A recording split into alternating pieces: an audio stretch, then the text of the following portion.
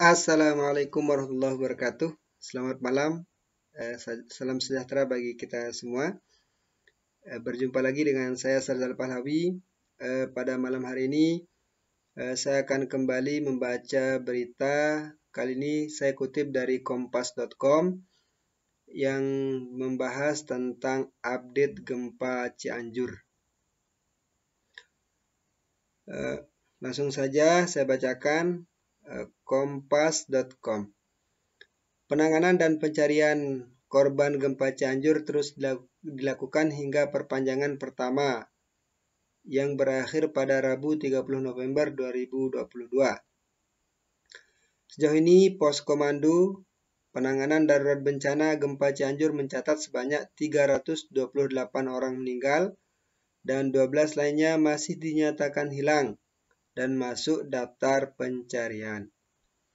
Untuk menyelesaikan daftar pencarian tersebut, Posko memutuskan untuk memperpanjang masa pencarian korban hilang selama 3 hari, terhitung mulai 1 sampai 3 Desember 2022.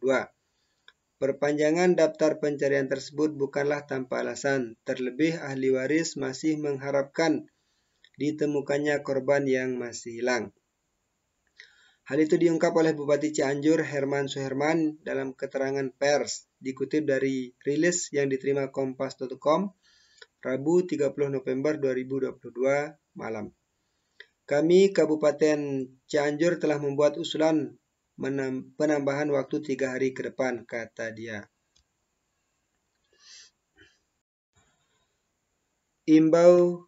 Imbauan pulang ke rumah masing-masing.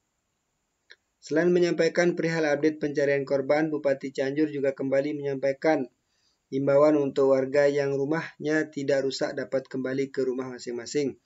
Segera secara bertahap, warga dapat kembali ke rumah tentunya yang rumahnya tidak rusak, katanya lagi. Sedangkan apabila rumahnya rusak ringan hingga sedang, warga dapat melihat kondisinya dan segera melakukan perbaikan. Data sementara untuk rumah rusak sebanyak 17.864 unit hingga Rabu 30 November 2022 pukul 15.00 WIB.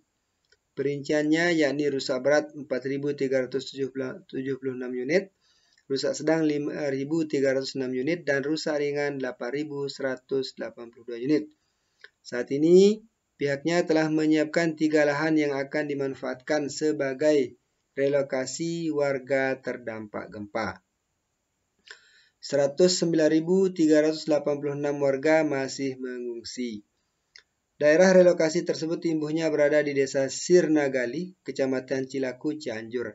Lahan di Desa Sirnagalih dipilih setelah adanya rekomendasi dari BMKG terkait keamanan terhadap potensi bahaya, baik potensi bahaya geologi maupun hidrometeorologi paparnya. Luas lahan relokasi yang dipersiapkan di Sirnagalih mencapai 2,5 hektar dengan peruntukan 200 unit rumah per tipe 36. Di lain pihak, perwakilan dari Badan Nasional Pencarian dan Pertolongan BNPB Basarnas wilayah Jawa Barat Jumaril juga menyatakan kesiapannya, terutama terkait sumber daya guna memperpanjang pencarian korban hilang.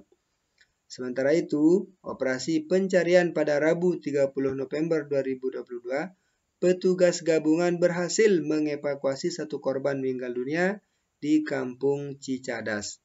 Diketahui pada Rabu 30 November 2022, tim memfokuskan pencarian di 3 lokasi yakni di wilayah Cijedil, Warung Shinta, dan Kampung Cicadas, Kabupaten Cianjur Barat, Jawa Barat. Dari hasil pendataan yang dilakukan, warga yang masih mengungsi mencapai 109.386 jiwa. Data tersebut diambil pada Rabu 30 November 2022 pukul 15.00 WIB dan tersebar di 451 titik dengan perincian 351 di pos pengungsian dan sisanya mandiri. Itu untuk sementara update terbaru mengenai musibah gempa yang menimpa saudara-saudara kita yang berada di Kabupaten Cianjur. Saya bercerita sedikit terkait pengalaman saya ketika terjadi gempa di Lombok ya. Meskipun pada saat itu gempa yang saya rasakan itu bukan pusatnya gempa. Karena pusat gempa pada saat itu berada di Kabupaten Lombok Utara, di dekat Gunung Rinjani sana. Sementara lokasi saya tinggal di ujung selatan Kabupaten Lombok Tengah, namanya Desa Bundir, Kecamatan Praia Barat. Trauma pada saat itu kami sangat trauma ketika setelah terjadinya gempa. Ada puluhan kali gempa yang kami rasakan, gempa susulan maksudnya, dan mungkin ratusan kali yang tercatat di BMKG. Pada saat itu kami teringat tidak ada warga, hampir 100% ya, 100% warga tidak ada yang berani tinggal di dalam rumah selama berbulan-bulan, hampir 1 sampai 2 bulan seingat saya. Kenapa ya? Karena trauma itu semua warga rata-rata tidur di depan rumah ya, di halaman rumah, mencari tempat kosong yang jauh dari bangunan sebagai antisipasi akan terjadinya gempa susulan yang akan berefek atau mengancam nyawa kami pada saat itu. Sehingga rata-rata setiap anggota keluarga tidak ada yang tidur di dalam rumah. Paling kalau ada yang tidur di rumah itu mereka tidur di teras hanya sekedar untuk berjaga-jaga, siapa tahu ada maling dan sebagainya.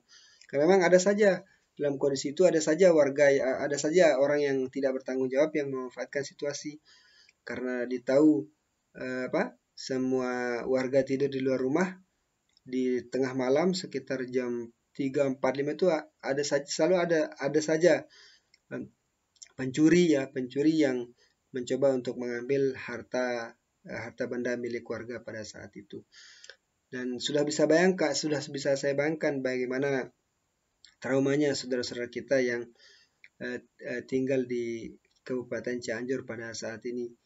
Lebih korban jiwa jauh lebih tinggi, lebih banyak dari korban jiwa yang berjatuhan di